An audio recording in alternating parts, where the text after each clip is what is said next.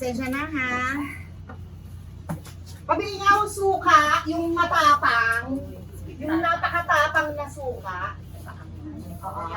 Meron ba dyan yung mukha makapal? Wala. Oo, yung makapal. Yung tatlong makapal. O, tatuin mo na. Para talagang maasim. Tatuin mo na ha. Huwag mong kabilan. Amoy suka na nga yan eh. Ay, nasukli. Maraming pere anak ko. Ako si Mirna, ang nanay ni Randy. Yon, basta secret, basta gano'n. Realization ko, alam mo, hindi talaga maganda, wala talaga magandang idinudulot pag ang tao self-centered.